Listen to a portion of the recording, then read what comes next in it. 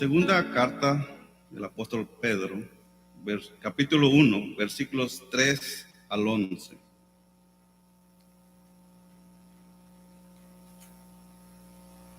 Le voy a estar dando lectura en la traducción de la Biblia de las Américas. Me puede seguir con su vista. La palabra del Señor dice de la siguiente manera: pues su divino poder nos ha concedido todo cuanto concierne a la vida y a la piedad, mediante el verdadero conocimiento de aquel que nos llamó por su gloria y excelencia. Por ellas nos ha concedido sus preciosas y maravillosas promesas, a fin de que ustedes lleguen a ser partícipes de la naturaleza divina, habiendo escapado de la corrupción que hay en el mundo por causa de los malos deseos. Por esta razón también, obrando con toda diligencia, añadan a su fe virtud, y a la virtud conocimiento, y al conocimiento dominio propio, al dominio propio perseverancia, y a la perseverancia piedad, a la piedad fraternidad, y a la fraternidad amor. Pues estas virtudes, al estar en ustedes y al abundar, no los dejarán ociosos ni estériles en el verdadero conocimiento de nuestro Señor Jesucristo. Porque el que carece de estas virtudes es ciego o corto de vista, habiendo olvidado la purificación de sus pecados pasados. Así que, hermanos, sean cada vez más diligentes para hacer firme su llamado y elección de parte de Dios. Porque mientras hagan estas cosas, nunca caerán, pues de esta manera les será concedida ampliamente la entrada al reino eterno de nuestro Señor y Salvador Jesucristo. Una vez más, pidamos la ayuda de nuestro Señor.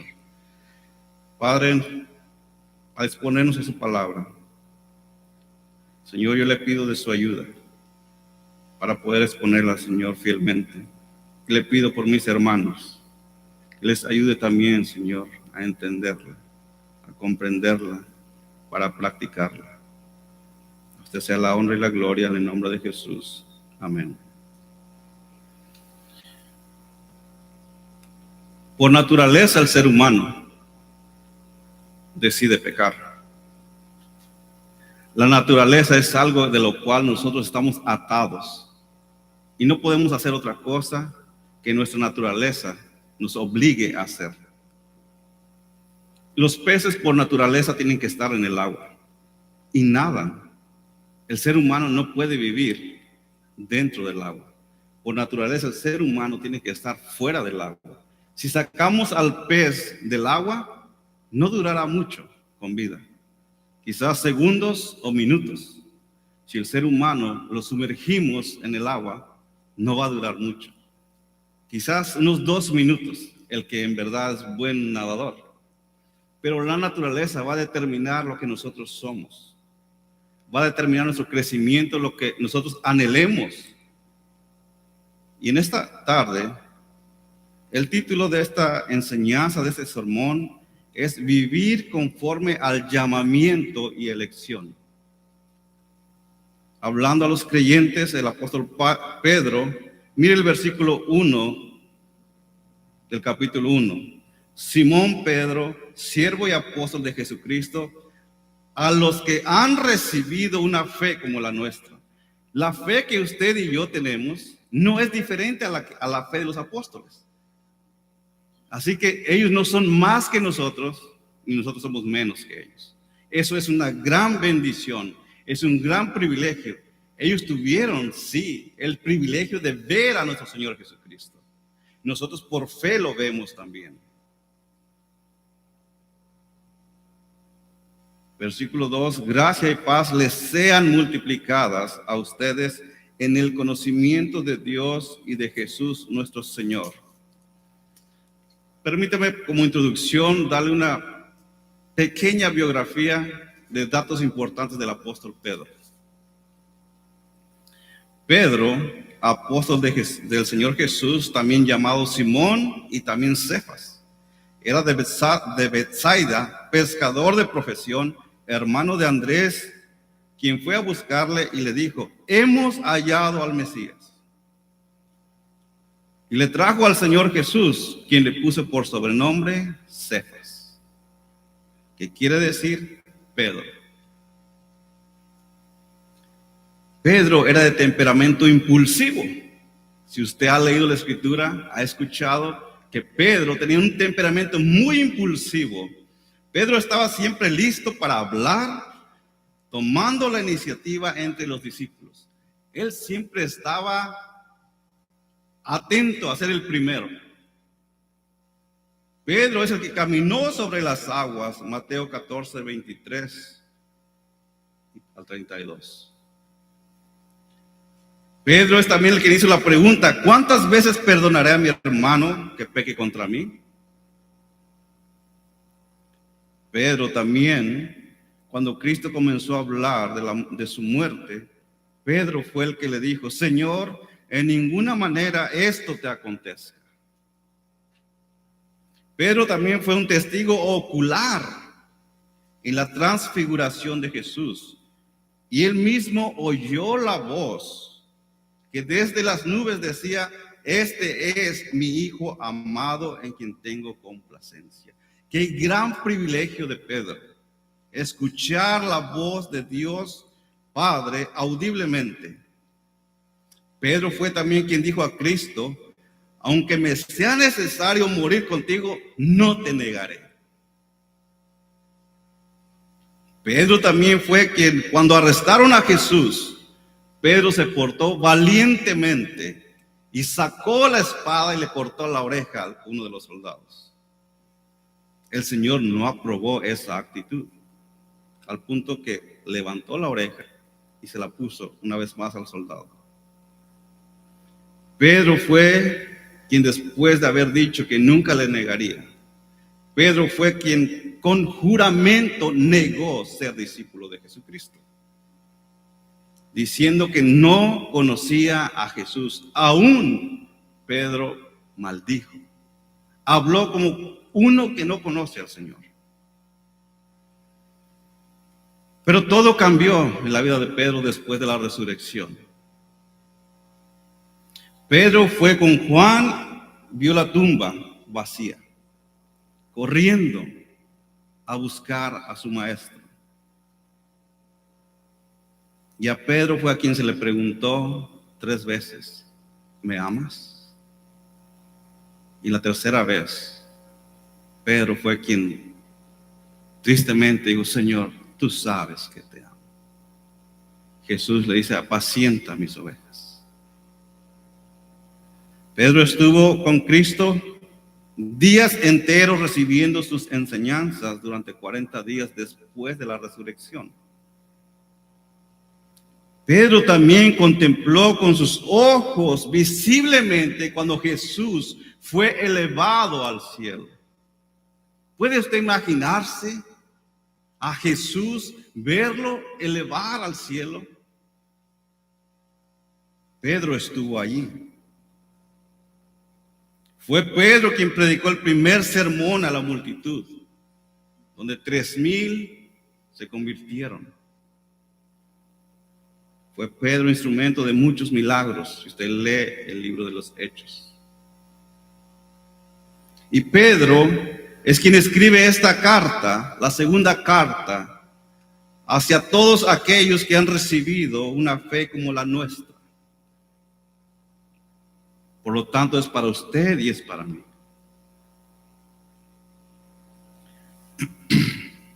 Pedro tenía en consideración las cosas que estaban sucediendo en su contorno.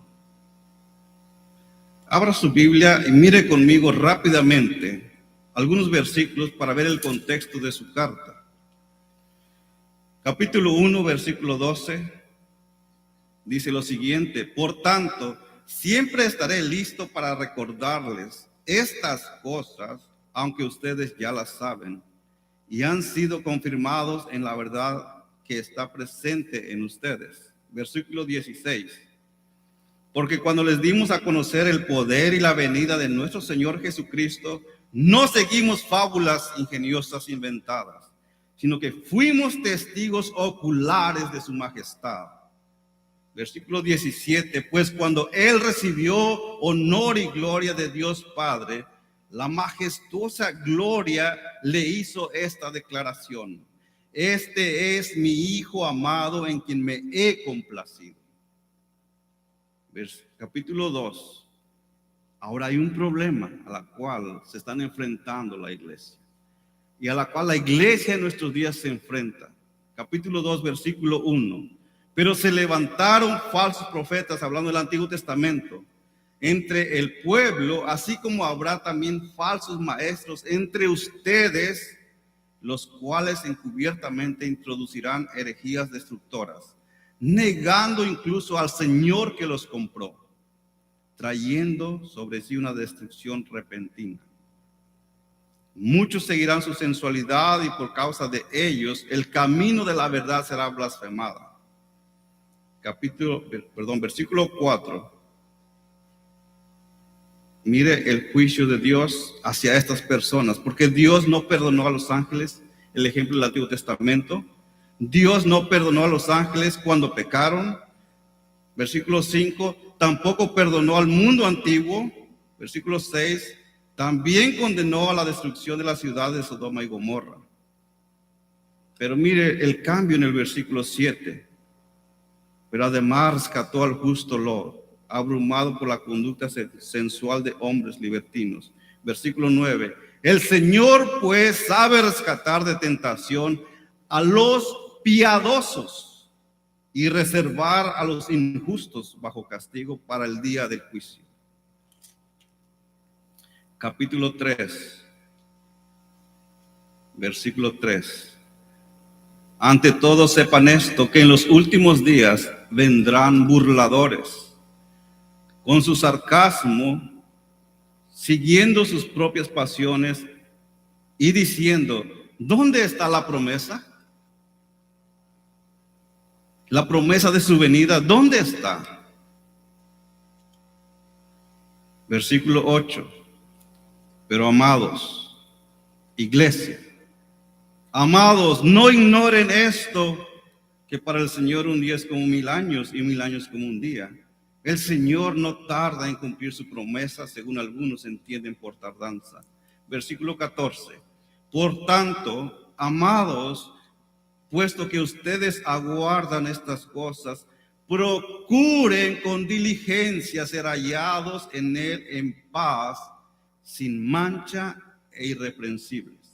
Versículo 17. Por tanto, amados, sabiendo esto de antemano, estén en guardia, no sea que arrastrados por el error de hombres libertinos caigan de su firmeza. Antes bien, crezcan en la gracia y el conocimiento de nuestro Señor y Salvador Jesucristo. Una palabra clave en la segunda carta del apóstol Pedro es el conocimiento. Conocer a nuestro Señor Jesucristo.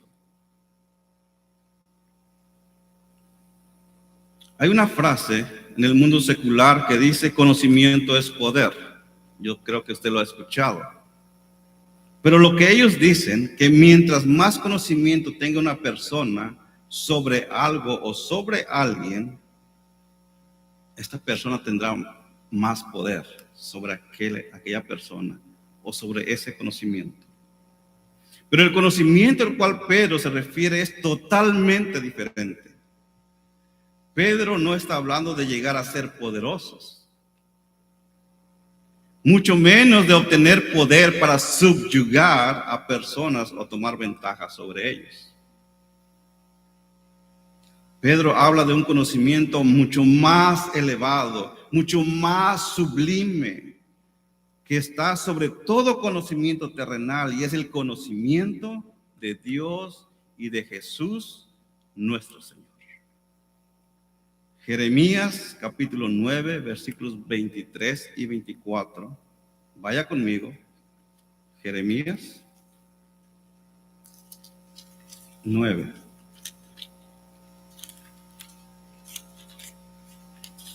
Que se escuchen las hojas. 23 y 24. Así dice el Señor: no se gloríe el sabio de su sabiduría, ni se gloríe el poderoso de su poder, ni el rico se gloríe de su riqueza. Pero si alguien se gloría,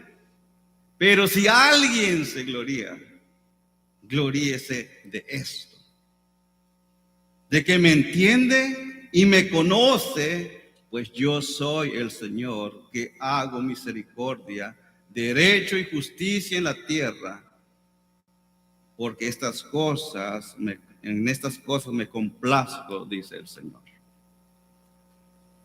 Daniel 11:32 dice: mas el pueblo que conoce a su Dios se mostrará fuerte y actuará.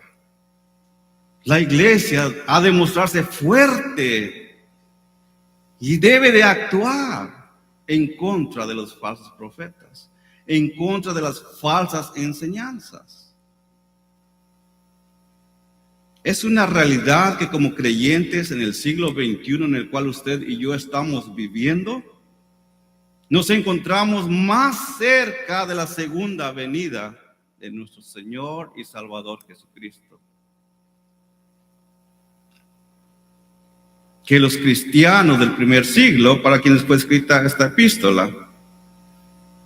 Las falsas doctrinas amenazaban la pureza del evangelio en aquel entonces, en aquel siglo, al igual que en nuestros días. Por tanto, el llamado para el día de hoy es el mismo: vivir congruentemente a nuestro llamado y elección. Que si nos llamamos cristianos, hemos de imitar a Cristo. Cristianos fue un nombre que se les dijo a los primeros creyentes por parecerse a Jesús en una forma despectiva, burlona. Hoy en día pensamos que al ponernos el nombre de cristianos vamos a obtener beneficios. Qué mal estamos. La santidad no es otra cosa sino que una forma de vivir coherente con nuestro llamamiento. Si alguien en la iglesia primitiva sabía que tenía que estar alerta, ese es Pedro, por lo que había vivido. Porque él era de las primeras personas que quería hacer las cosas. Jesús le dice: tranquilo, detente, aún no es el tiempo. No, yo no te negaré.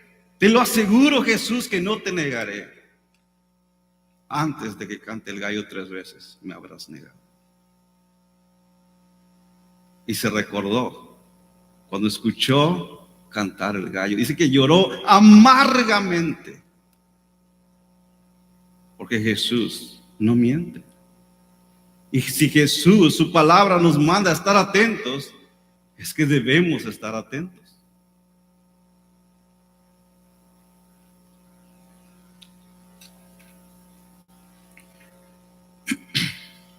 Antes de que el apóstol Pedro llegue a la exhortación en los versículos 5 al 7, tiene que dar un cimiento.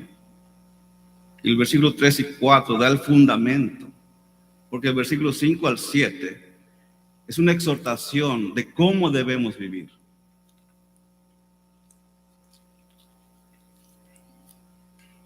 Veamos primeramente versículos 3 y 4. Pues su divino poder nos ha concedido, mire, su divino poder nos ha concedido todo. Y yo creo que esa palabra la tiene también en su Biblia.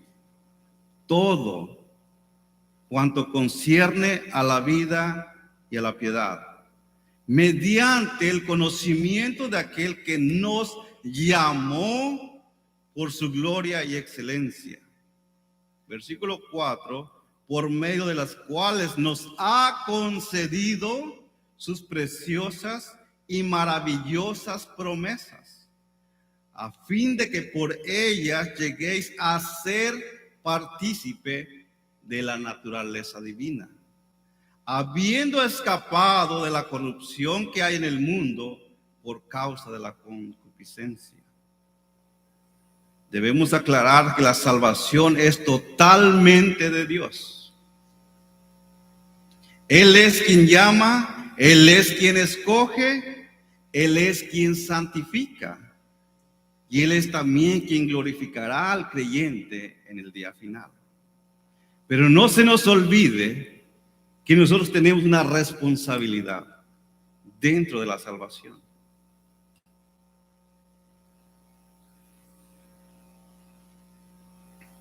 Vaya conmigo rápidamente a Efesios.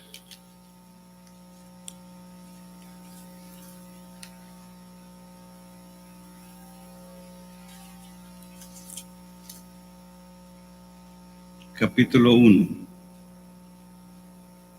versículos 3 en adelante.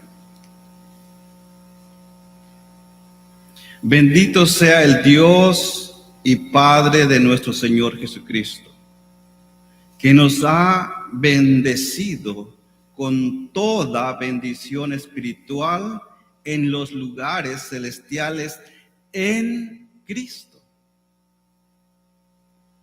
Versículo 4, porque Dios nos escogió en Cristo antes de la fundación del mundo. ¿Con qué propósito nos escogió?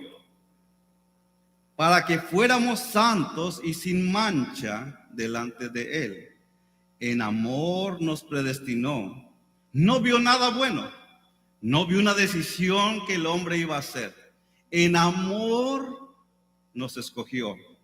En amor nos predestinó para adopción como hijos para sí, mediante Jesucristo, conforme a la buena intención de su voluntad, para alabanza de la gloria de su gracia, mire, que gratuitamente ha impartido sobre nosotros en el amado. Gratuitamente nos ha dado la salvación. Nada bueno vio en usted, nada bueno vio en mí, sino que desde antes de que usted y yo naciésemos, antes de que la creación aún fuese creada, Dios ya nos había escogido. A Él sea toda la gloria y la honra, de Él es la salvación, y nosotros hemos sido bendecidos simplemente porque le agradó salvarnos. No somos mejores que los demás. En su gracia nos vio y nos escogió. Estábamos muertos, ahora Él nos ha dado vida. Éramos hijos de ira, ahora somos hijos de Dios. Éramos enemigos de Dios, ahora somos amigos de Él.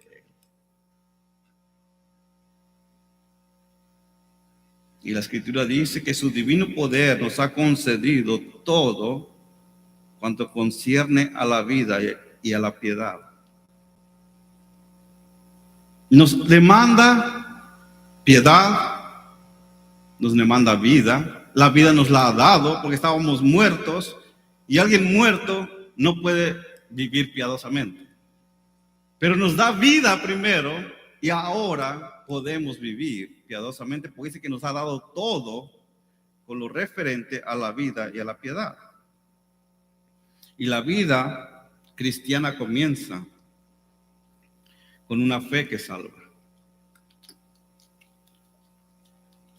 Fe en la persona de Jesucristo.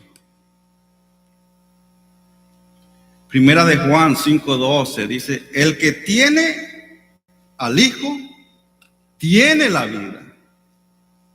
El que no tiene al Hijo no tiene la vida. La vida está en una persona, y ese es Jesucristo. La fe debe estar puesta en esa persona, en Jesucristo. El ser humano tiene fe y utiliza la fe todos los días. Mas, sin embargo, la fe que salva es la fe puesta en un hombre, Jesucristo. Y el que no tiene la fe puesta en Jesucristo no tiene la vida.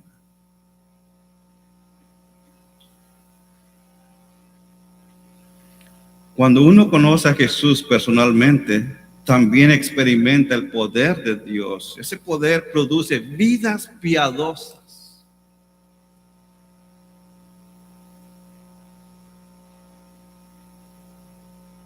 El pecador que no ha sido salvado está muerto. Y así estábamos usted y yo, muertos.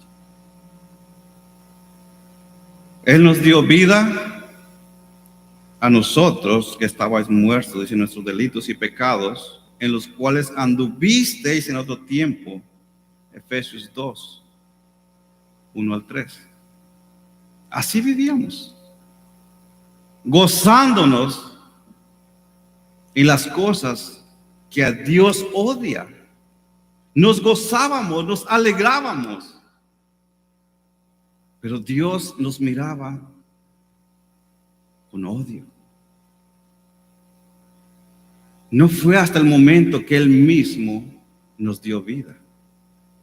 Ahora comenzamos a amar a Dios. Comenzamos a vivir para Él. Solo Cristo puede resucitar a los muertos.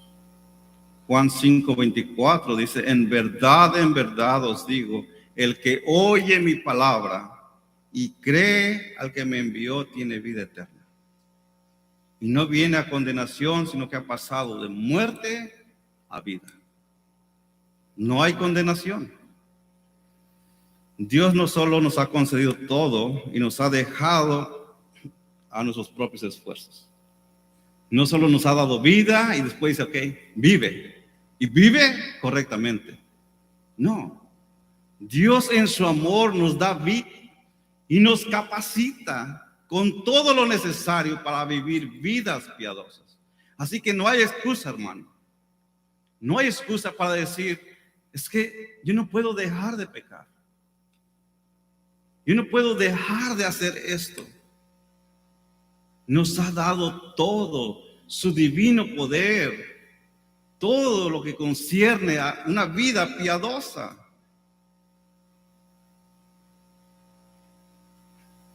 Él quiere que vivamos en armonía con su palabra, honrándole, amándole y sirviéndole.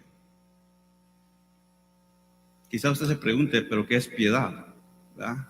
Porque a veces son palabras que no escuchamos en nuestro diario hablar. Pero piedad básicamente significa semejanza a Dios o hacia Dios. Pero va más allá de lo que constituye una religión formal o aún la moralidad cristiana. La piedad se deriva de la unión vital con el Dios justo por la presencia y la capacitación del Espíritu Santo. Es la unión con Dios justo a través del Espíritu Santo. En otras palabras, piedad significa una actitud correcta hacia Dios y el hombre, con una conducta cristiana apropiada. La piedad es la doctrina puesta en acción, vivida y practicada. Si Dios es amor, debemos amar. Si Dios odia el pecado, debemos odiar el pecado.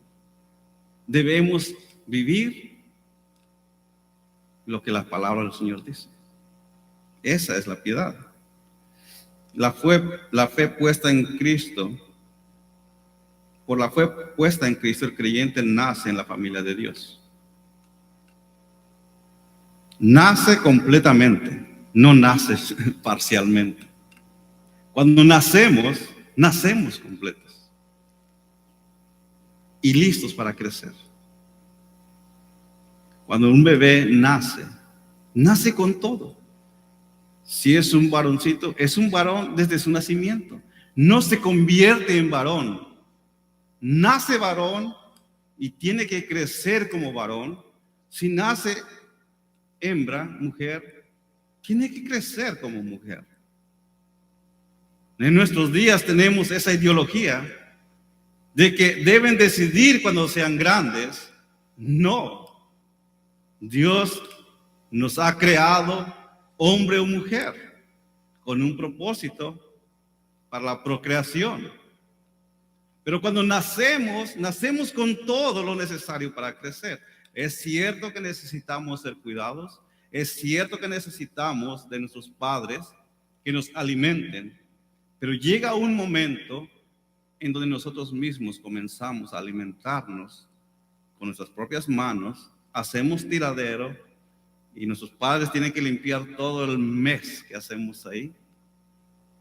Pero nos vamos alimentando espiritualmente. Cuando Dios nos da el nuevo nacimiento, nos da todo lo necesario para vivir vidas piadosas.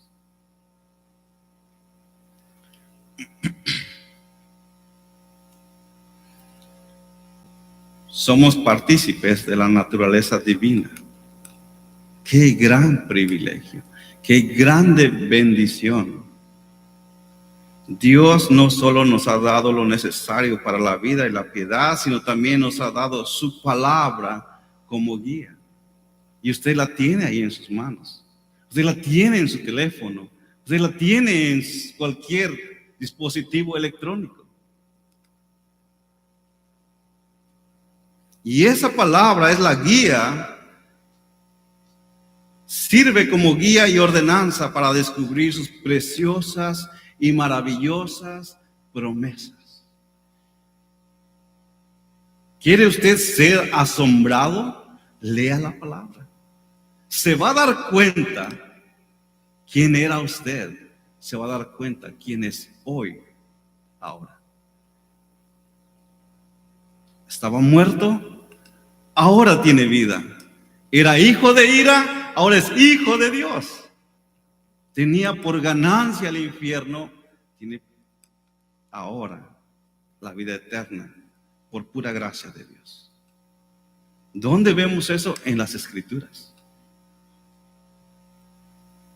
Estas promesas son preciosas y maravillosas porque provienen de un gran Dios y conducen a una vida que refleja a la majestuosidad de Dios. Pedro dice que nosotros tenemos parte en la naturaleza de Dios, no en su ser, tenemos que tener cuidado, no en su ser, parte en la naturaleza de Dios, que es muy diferente. Es muy diferente, debemos ser cautelosos al acercarnos a este texto e interpretarlo de esta manera errónea. Somos parte de su naturaleza, no de su ser, porque Dios solo hay uno. Él autoexiste por sí mismo. Y nosotros nunca seremos como Él es.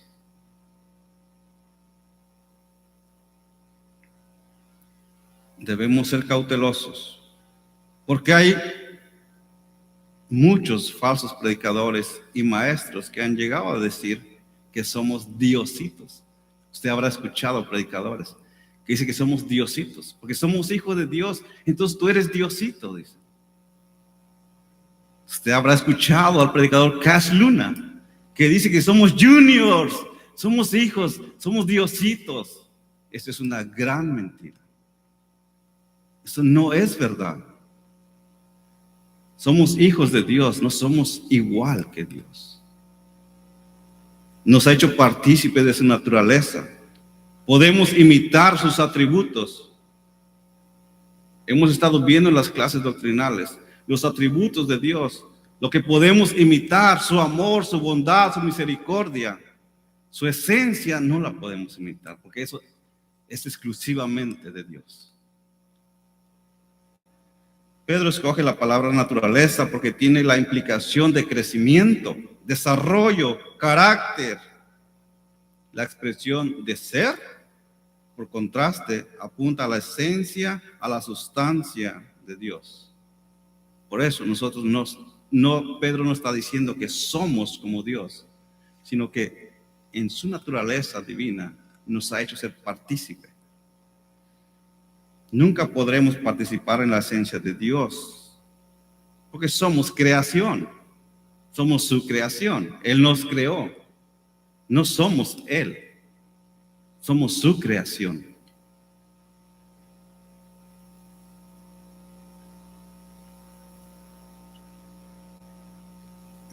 Lo que Pedro está diciendo es que el creyente comparte la santidad de Dios. La experimenta cuando el Espíritu Santo mora en el corazón del creyente. 1 Corintios 6:19. ¿O no sabéis que vuestro cuerpo es el templo del Espíritu Santo, que está en vosotros, el cual tenéis de Dios y no sois vuestros? Somos morada del Espíritu Santo. Él ha venido a morar en nosotros.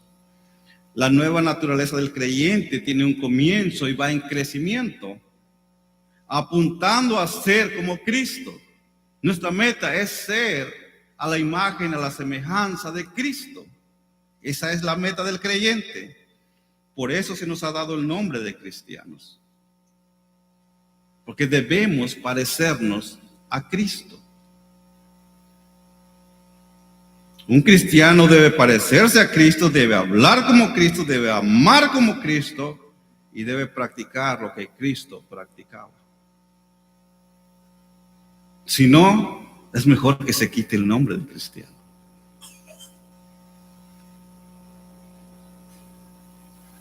Un bebé tiene la naturaleza de sus padres. Una persona nacida del Espíritu Santo tiene la naturaleza de Dios. Esta nueva naturaleza determina el apetito. Como el cerdo, en su naturaleza de cerdo, desea el lodo por naturaleza. Usted lo puede bañar, lo puede perfumar, pero en el momento que usted lo suelte y vea un charco, se va a ir ahí. Su naturaleza es esa.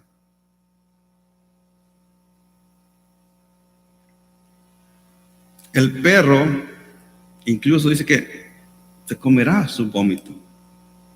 Segundo de Pedro 2:22. Vuelve el perro al vómito. Se lo come. En cambio, una oveja desea pastos verdes. Y ese ahí es el trabajo de los pastores. Dar alimento a las ovejas. El pastor en aquellos tiempos es el que se encargaba de llevar las ovejas. Y caminaban días, horas, para encontrar pastos verdes para que las ovejas pudieran ser alimentadas. Espiritualmente es la responsabilidad del pastor, de los líderes, del maestro.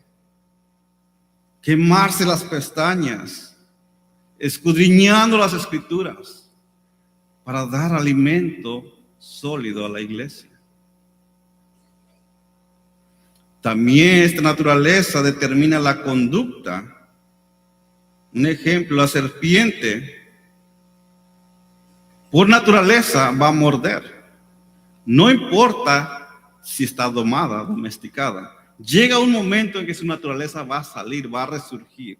Y se ha visto en las noticias de aquellas personas que tienen una mascota de serpiente, en cualquier momento esa serpiente los va a morder. Porque esa es su naturaleza. Entonces la naturaleza determina la conducta también. La naturaleza determina el medio ambiente donde vive. Una ardilla, un animal, trepa por los árboles. Siempre lo va a mirar trepándose por los árboles. Esa es su naturaleza. Los topos hacen agujeros. No lo va a ver arriba, lo va a ver siempre excavando, siempre excavando. Cavan túneles.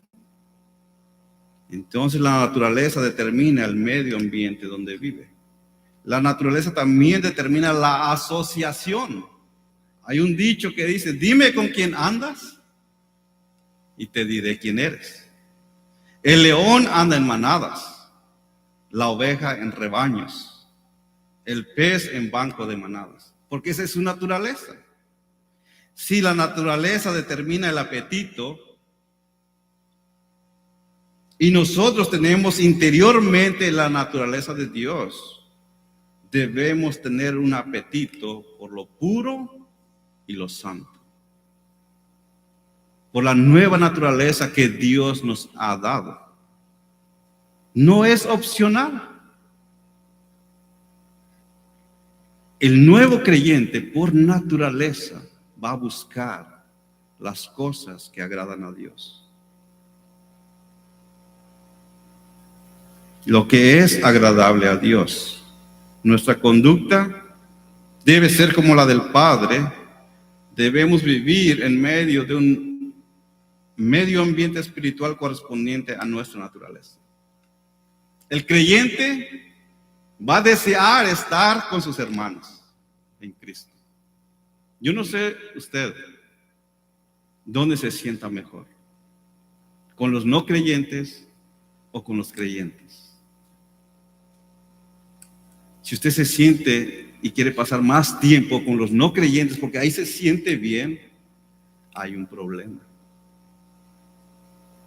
Ahora, no quiero decir que no se va a relacionar con los creyentes, porque nuestro llamado es ir y predicarles el evangelio. Mas, sin embargo, no nos vamos a disfrutar de sus conversaciones, de lo que ellos hacen, de lo que ellos participan. Porque nuestra naturaleza ya no es esa. Nuestra naturaleza está acá en el cuerpo de Cristo. Aquí es donde nos gozamos, aquí es donde nos sentimos bien, aquí es donde el tiempo pasa volando y nos decimos, wow, ya son las 2 y las 3. Cuando usted platica con su hermano, con su hermana, hablando del evangelio, se pasa el tiempo.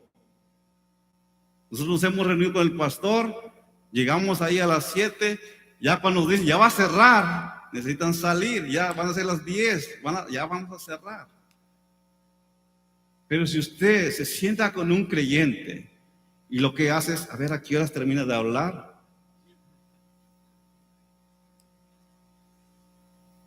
Necesita preocuparse.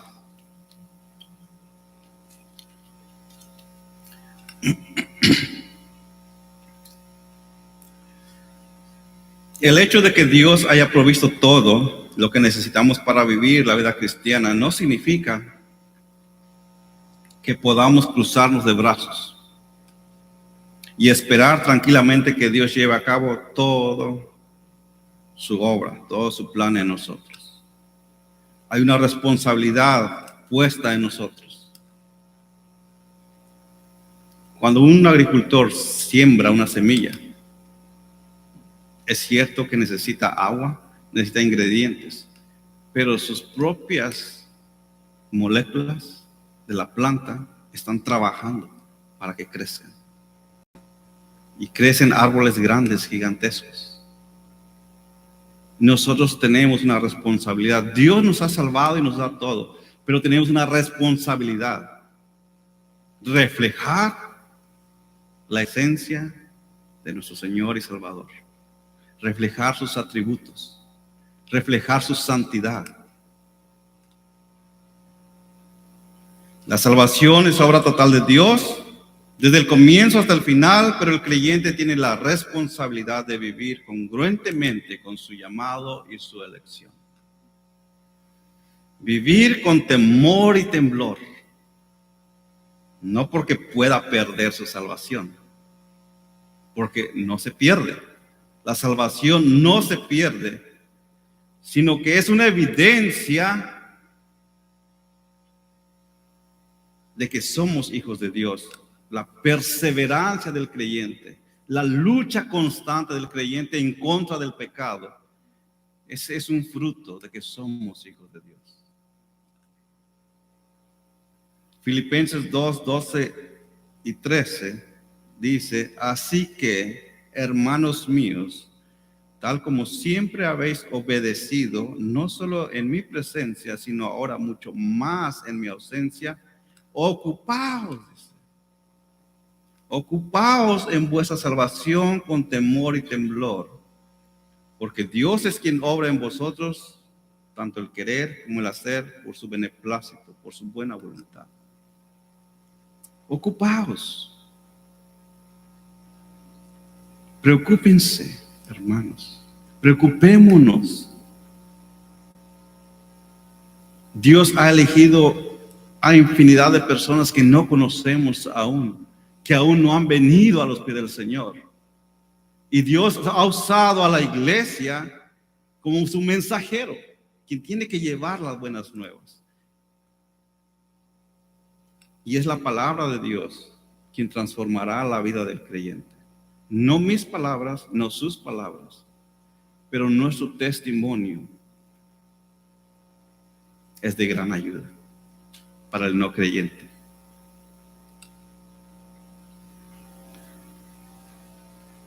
¿Qué debemos hacer? ¿Cuál es nuestra responsabilidad? Rápidamente, vaya conmigo. Versículos 5 al 7. Era necesario poner esta base para Pedro, para poder exigir lo que viene adelante. 5 al 7. Por esta razón, la Biblia de las Américas dice, por esta razón, también obrando con toda diligencia, añadan a su fe virtud, y a la virtud conocimiento, al conocimiento dominio propio, al dominio propio perseverancia, y a la perseverancia piedad, y a la piedad fraternidad, y a la fraternidad amor propio. Añadir, agregar, no es que le falte, no falta nada en la salvación, pero tenemos que mostrar, tenemos que trabajar, es nuestra responsabilidad. A nuestra fe, a la fe que se nos ha sido dada, tenemos que añadir virtud. ¿Qué se entiende por virtud? Virtud se entiende como la excelencia moral. Tenemos que añadir buenas obras, porque somos creados para buenas obras. Yo sé que es difícil para algunos ser obedientes a las leyes terrenales, pero ahora, en la nueva criatura que somos, nos es fácil.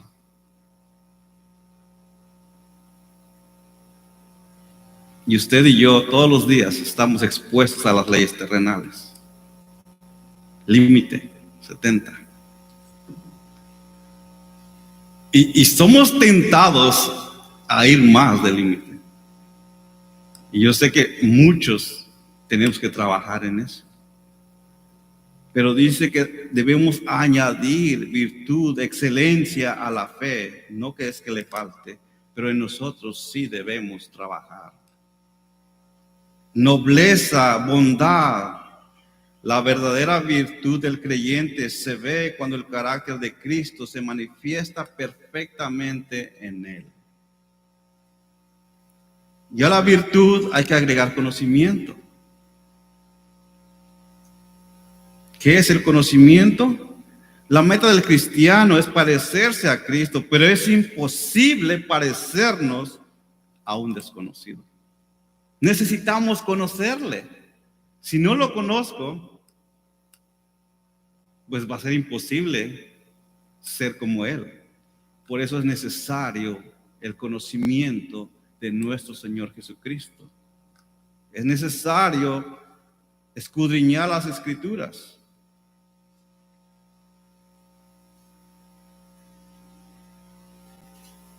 Es la única manera en que podremos nosotros imitar a Cristo, en la medida que conocemos, en la medida que le conocemos más a Él.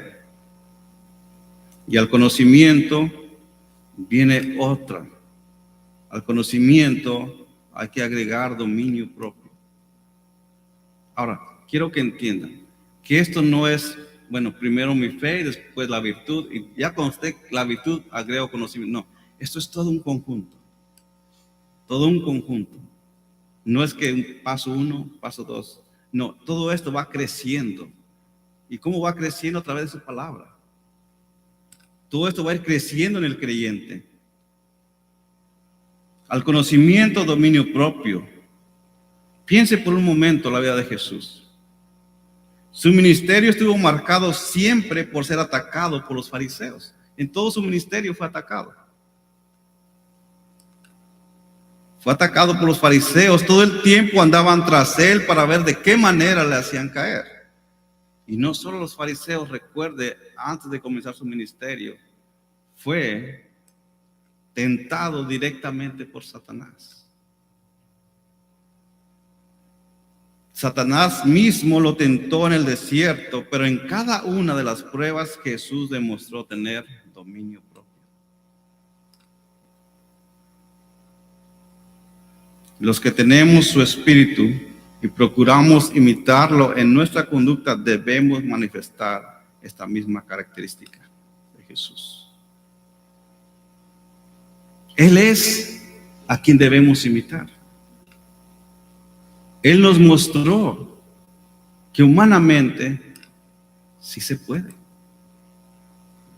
Pero vemos por qué Él pudo, porque Él fue obediente. Él se sometió al Padre. ¿Qué necesitamos nosotros? Obediencia, sometimiento al Padre. ¿Y cómo conocemos al Padre? A través de la Escritura. Al dominio propio, añadir paciencia. La paciencia no es una mera resignación ante la adversidad de la vida. No es la paciencia que ya no sé qué hacer. No, esta no es la paciencia. No es una resignación de que ya no puedo, ya no sé qué hacer. No, esa no es paciencia. La paciencia procede o es consecuencia de la plena convicción del creyente, que vive bajo la providencia y la soberanía de Dios. La paciencia es saber que yo tengo que retener, yo tengo que estar siempre atento, siempre reteniendo lo malo, a través del Espíritu Santo que está obrando en mí. Él me da la fuerza, Él me da la capacidad. Nos ha dado todo, dice su palabra. Nos ha concedido todo en cuanto concierne a la vida y a la piedad. Todo.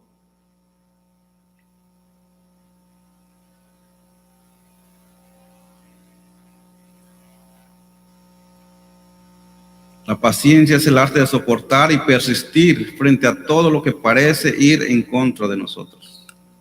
Esa es la paciencia. Todo lo que va en contra de lo que agrada a Dios tenemos que resistir. La paciencia es esa resistencia y tenemos que resistir todos los días. Todos los días tenemos que trabajar en la paciencia y a la paciencia añadir piedad. Piedad describe la persona que tiene una actitud de reverencia ante Dios. El hombre piadoso es alguien que cumple fielmente sus obligaciones espirituales y morales en el temor del Señor. Fielmente. Quiero agradar a Dios. Fielmente.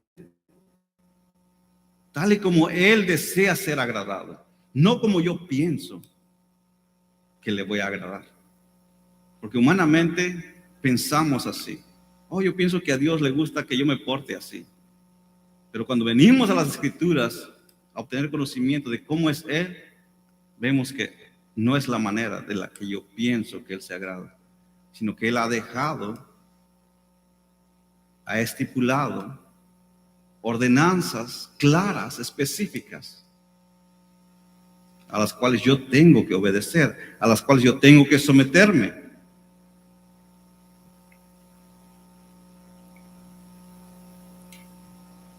El creyente en su conducta demuestra que teme a Dios y le muestra toda reverencia. No importa el lugar en que se encuentre, no solo reverencia a Dios cuando está reunido con otros creyentes, no solo adora a Dios cuando todo va bien. Es fácil adorar a Dios cuando todo va bien, cuando no me falta nada, cuando tengo salud, es muy fácil. Pero el creyente verdadero adora en todas circunstancias. En abundancia, en escasez. En salud o en enfermedad.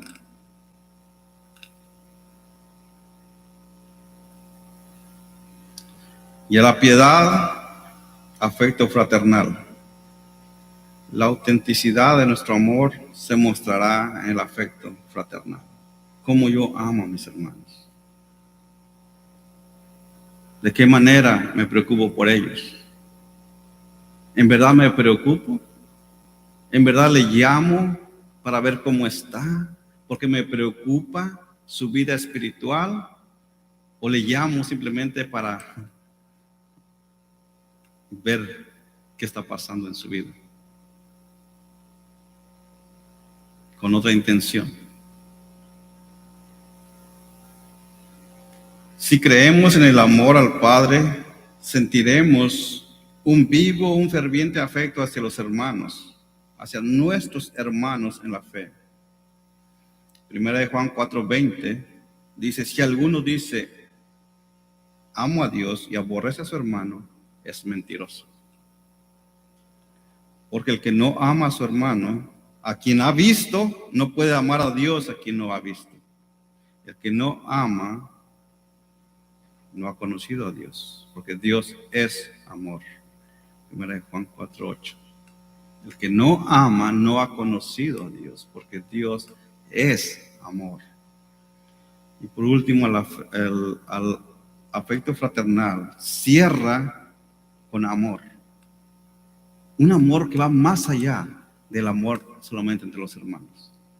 Es un amor que va a todos aquellos que no nos aman, aún a nuestros enemigos.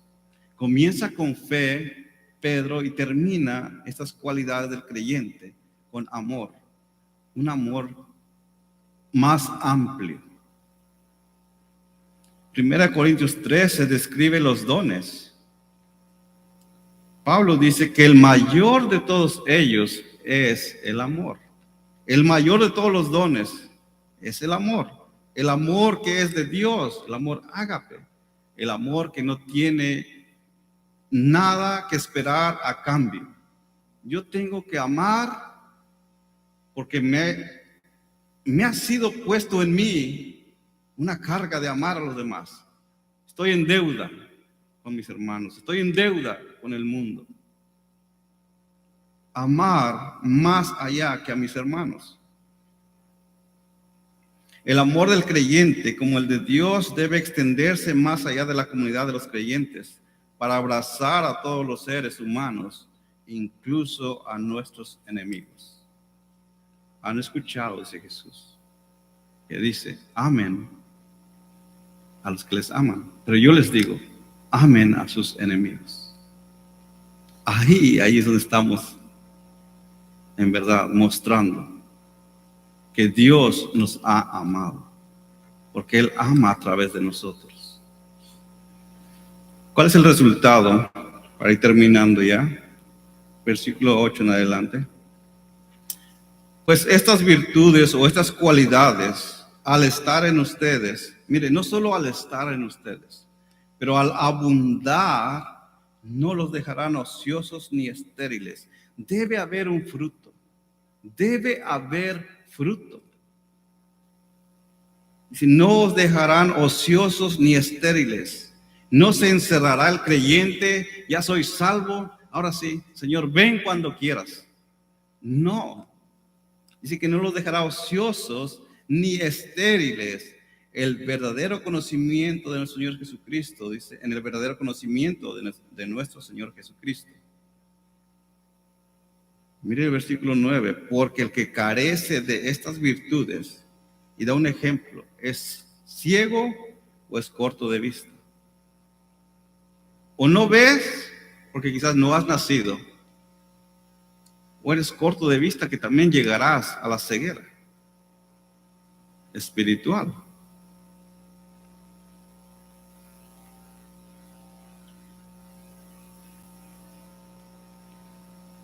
La manera que Pedro expresa esta nueva exhortación aquí en estos versículos presupone dos grandes verdades: que la seguridad de nuestra esperanza de salvación se funda en nuestra elección, llamados por Dios, por parte de Dios, pero también que nuestra experiencia de esa seguridad será mayor o menor según como nos esforcemos en el camino del cristiano. Nuestro llamamiento está anclado firmemente en los designios eternos de Dios. En cambio, nuestro esfuerzo es asunto de nuestra responsabilidad humana. Hemos de esforzarnos, porque si no, seremos cortos de vista o ciegos. Dice, habiendo olvidado la purificación de sus pecados pasados, Siempre es bueno recordar de dónde Dios nos ha sacado. Recordar de dónde Dios nos sacó. ¿Se recuerda usted quién era usted antes de que la gracia de Dios viniera sobre su vida? Eso tiene que estar constantemente en nuestro diario vivir. Nos ayudará a tener estas cualidades que Pedro nos está diciendo. Versículo 10. Así que, hermanos, sean cada vez más diligentes para hacer firme su llamado y elección. Trabajen diligentemente. No pierdan el tiempo. Mostremos que hemos sido elegidos. Mostremos que Dios nos ha llamado, que Dios nos ha elegido, que Dios nos ha capacitado. Amemos a nuestros enemigos. Y termina diciendo el versículo 10, porque mientras hagan estas cosas, nunca caerán. Si estamos haciendo estas cosas, nunca caeremos. Fe, virtud, conocimiento, paciencia, dominio propio, piedad, afecto fraternal, el amor. Si eso está en nosotros y abunda, no caeremos. Será evidente que hemos sido elegidos, que hemos sido llamados, que somos salvos. Y terminamos, versículo 11, y mire cómo termina esta porción de la Escritura, el apóstol Pedro, pues de esta manera, y quiere dibujar en la mente de sus oyentes y en la mente de nosotros esta tarde, pues de esta manera les será concedida ampliamente, mire, la entrada al reino eterno de nuestro Señor y Salvador Jesucristo. Quiere pintar ese cuadro maravilloso, las puertas del reino eterno y Jesús abriéndolas a la par, de par en par, a todos aquellos que han sido elegidos y a todos aquellos que han sido confirmados con su diario vivir, respondiendo soberanamente a la gracia de Dios en obediencia y sometimiento.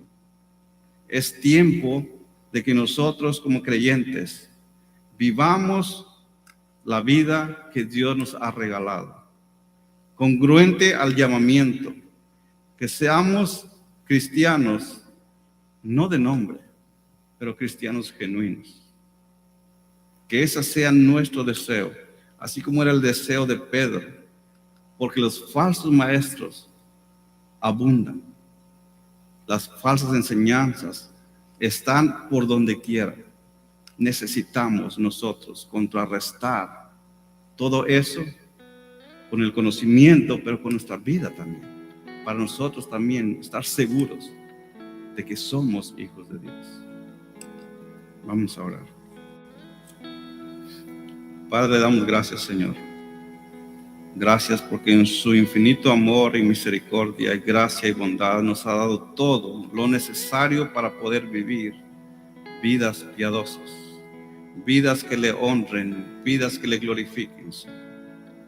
Ayúdenos, Señor, a entender que no estamos solos, que su Santo Espíritu mora en nosotros, que podemos nosotros evidenciar a través de nuestro diario vivir que somos hijos suyos, y también amar a aquellos que aún, Señor, no le aman a usted, que le odian, pero que también han sido elegidos y necesitan escuchar su palabra.